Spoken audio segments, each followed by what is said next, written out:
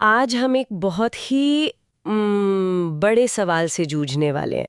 एक ऐसा सवाल जो शायद हम सब कभी ना कभी खुद से पूछते ही हैं कि असली आज़ादी का मतलब क्या है?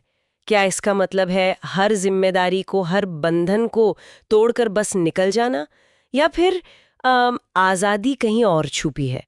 इस सवाल का जवाब खोजने के लिए हम वॉल्ट व्हिटमन की एक कमाल की कविता song of the open road की परतों में उतरेंगे। हमारे पास इसका विश्लेषण करता हुआ एक हिंदी एक्सप्लेनेशन वीडियो भी है, और ये कविता आज़ादी का एक ऐसा नज़रिया पेश करती है जो शायद आपको चौंका दे। बिल्कुल, और ये नजरिया कविता की बनावट से ही शुरू हो जाता है। विटमन को फादर ऑफ फ्री वर्स या मुक्त छंद का जनक भी कहते हैं। इसका मतलब सीधा सा है कि वो अपनी कविताओं को ना किसी तय मीटर या तुकबंदी के बंधन में नहीं बांधते थे। उनकी कविताएं एक एक खुली नदी की तरह बहती हैं, बिल्कुल वैसी आज़ादी की तरह जिसकी वो बात कर रहे हैं। तो यहाँ पर जो संदेश है और जिस तरीके से उसे कहा जा रहा है, वो एक दूसरे से पूरी तरह जुड़े हुए हैं। तो चलिए इस सफ़र की शुरुआत करते हैं, ठीक वैसी जैसे व्हिटमन करते हैं। बिल्कुल खुले मन से। हाँ, और उनकी पहली ये लाइन है, afoot and light hearted I take to the open road, यानी हल्के दिल से पैदल ही मैं इस खुली सड़क पर निकल पड़ा हूँ। यहाँ हल्के दिल से उनका क्या मतलब है? क्या वो बस खुश है या इसका कोई गहरा मतलब भी है? ये सिर्फ खुशी से कहीं ज्यादा है। हल्के दिल का मतलब है बिना किसी बोझ के। यहाँ बात हो रही है अतीत की शिकायतों की, पछताओं और नाकामियों के बोझ की, जिससे वो पीछे छोड़ाए हैं। वो एक कोरी स्लेट के साथ अपनी यात्रा शुरू कर रहे हैं। और ओपन रोड वो सिर्फ कोई हाईवे नहीं है, ये जीवन का प्रतीक है।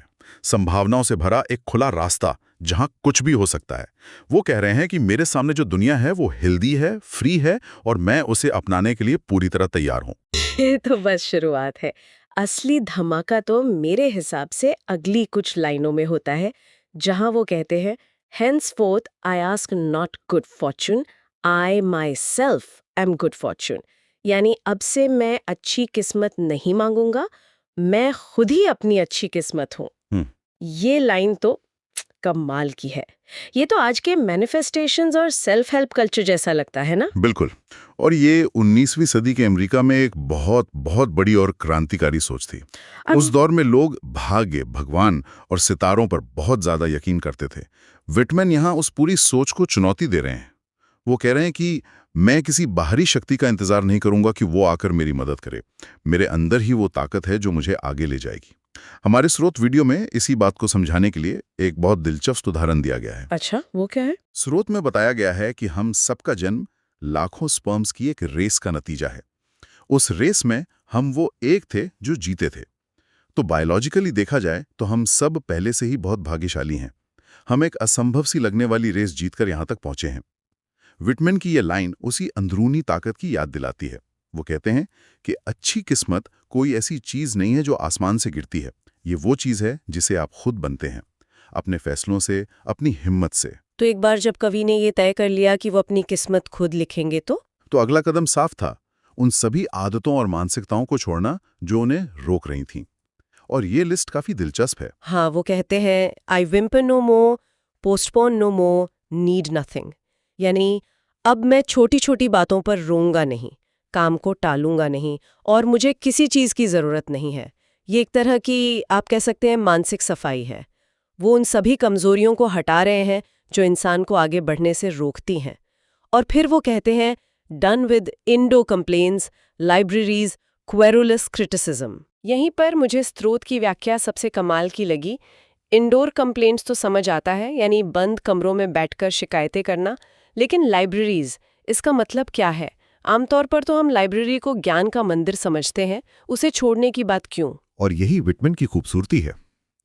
स्रोत के मुताबिक यहाँ लाइब्रेरीज का मतलब किताबी ज्ञान से नहीं, बल्कि उधार के ज्ञान या दोगलेपन से है। जैसे लाइब्रेरी में हर विषय पर अलग अलग किताबें होती हैं, वैसे ही कुछ लोग अलग अलग लोगों के सामने अलग अलग मुखौटे पहनते हैं। वो हर किसी के हिसाब से अपनी राय बदल लेते हैं। विटमैन कह रहे हैं कि मैं इस दिखावे और दोगलेपन से तंग आ चुका हूं।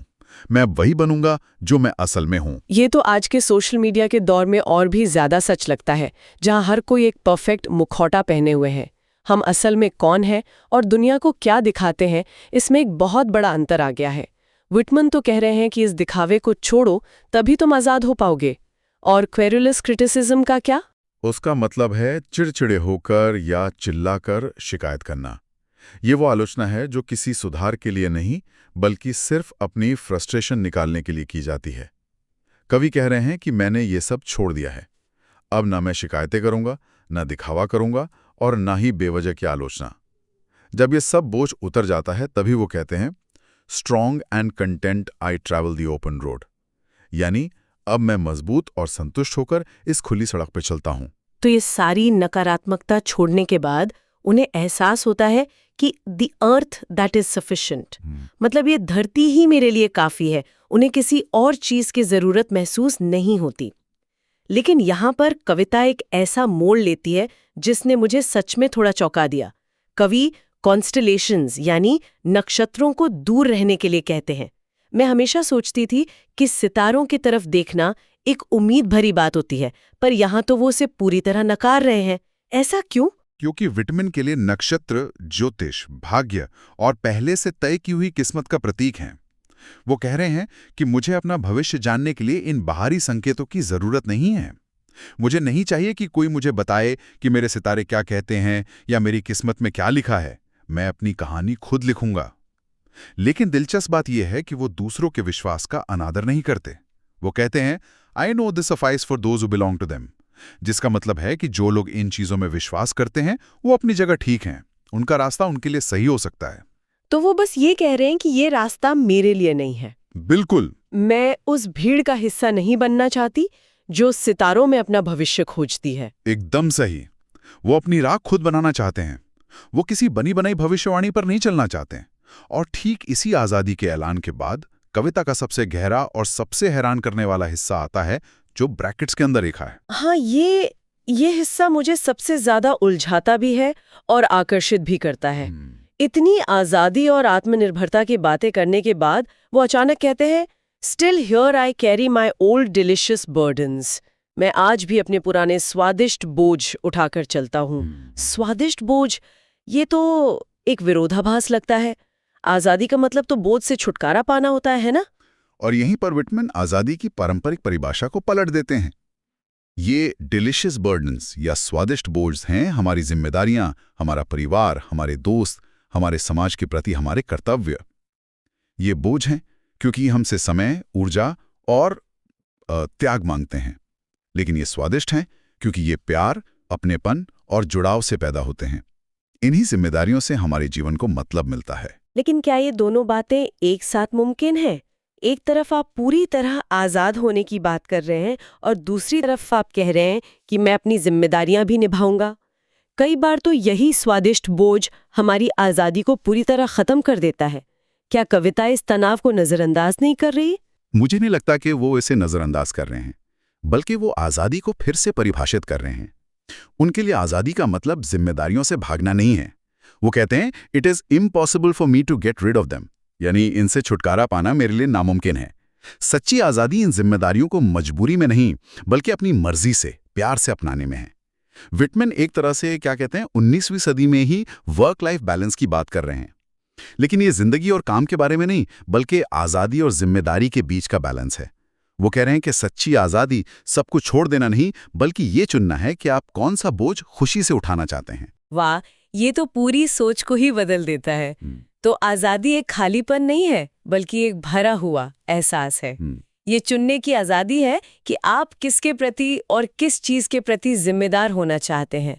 वो अपनी आज़ादी का इस्तेमाल गैर जिम्मेदार होने के लिए नहीं, बल्कि एक बेहतर इंसान, एक बेहतर पिता या दोस्त बनने के लिए कर रहे हैं। एकदम सही। वो इन जिम्मेदारियों को अपने साथ लेके चलते हैं। I carry them with me, man and women, I carry them wherever I go. और उन्हें पूरा करने का वादा करते हैं।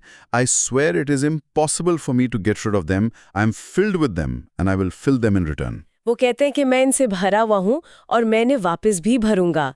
ये एक तरफा रिश्ता नहीं है, ये प्यार और कर्तव्य का एक खूबसूरत चक्र है। तो song of the open road सिर्फ एक खुली सड़क पर घूमने फिरने की कविता नहीं है।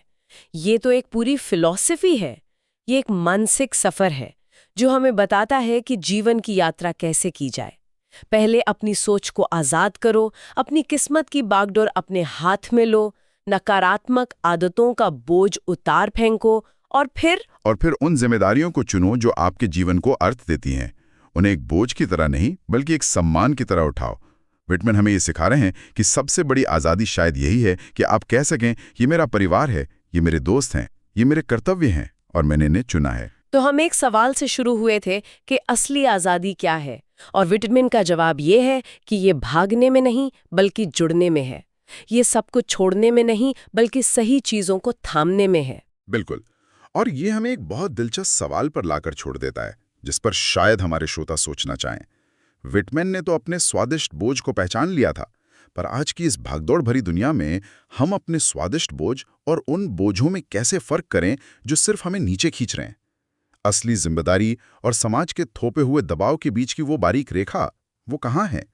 शायद इसी सवाल का जवाब ढूंढना ही असली ओपन रोड का सफर है।